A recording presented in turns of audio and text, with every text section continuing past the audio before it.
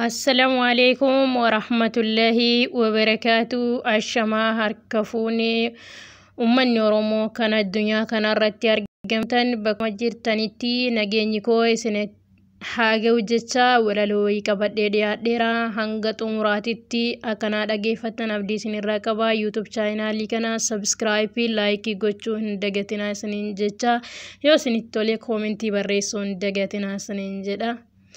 Kanattaan Suudaan walaloo haadha ilma namaa.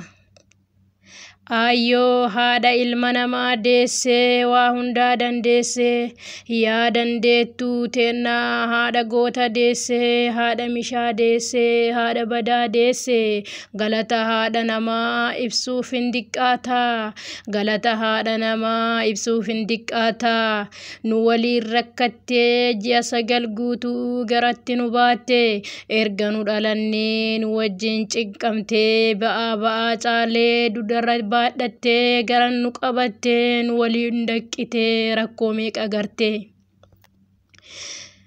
Ayyoo haadha namaa maaltu madaalaman boonsituu onnee koo wirtuu lafee duddaa laakkee hin fixuu galanni kee guddaa laakkee hin fixuu galanni kee guddaa. Dadhabdee dafqitee danfa xuruurrattee ilma ishii guddisuuf rakkoo keessa dabartee. Ayyoo haadha namaa galanni kankee maaliin madaalama galanni kankee maaliin madaalama.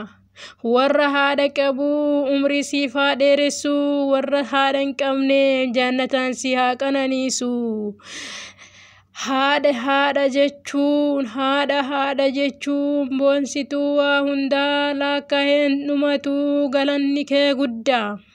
Ba'aa dudda baattee quceerran nu baattee danfa xuruurrattee rakkoo meeqa keessa dabartee garaa ishee sabbataan hidhattee nu guddisuuf jecha waa meeqa rakkatte nu guddisuuf jecha waa meeqa rakkatte.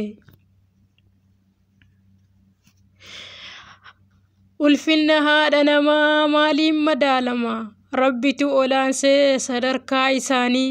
Rabbitu olaansee sadarkaa isaanii wirtuu lafee duddaa hidda dhiiga keessa.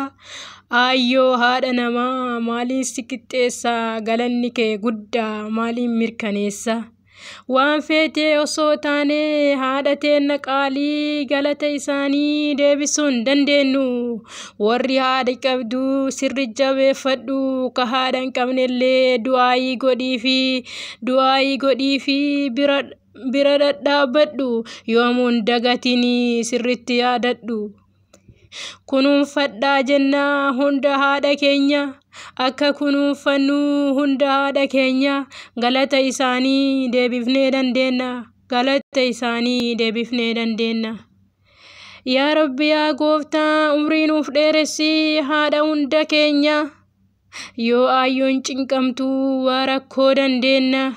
Garatti nu baattee erga nu dhalannee nu waliin cinqamtee ba'aa meeqa baattee nu waliin rakkattee tabba meeqa baattee nu waliin sardamte. Nu nyaachisuuf jecha ufii qooqa bultee nu obaasuuf jecha ufii dheebuu bulte. Eenyullee hin fixuu galata haadhasaa laakkaheen xumuru. Yaa Rabbi nuutisi bakka isaan jiranii namni haadha qabdu sirri kunuunfadhu. Haati wirtuu lafee duddaa galata isii laakkahee hin fixu hundaa. Rabbitu olaansee sadarkaa isaanii rabbitu olaansee sadarkaa isaanii addunyaa kanarraa wanti haadhagaa hin jiru silaahi. Haadha namaa warqii daa'imendii ibsituu dukkanaa warqii daa'imendii ibsituu dukkanaa. Ati warqii teenyaa maaltu siin madaalama nu waliin dafqitee nu waliin rakkatte. Umrii nuuf dheeressi hunda haadha keenna galata isaanii waa finnee dandeenya. Assalamu alaikum warahmatullahi wabarakatuh. Har'aaf asirra dhaabadhaa yeroo biraa walaloo haadha ilma namaa jettu kutaa lammaffaa qabadhee isiniif dhiyaadha. YouTube kana like subscribe gochuun dagatinaa. Assalaamu alaykum wa rahmatullahi wa barakatuh.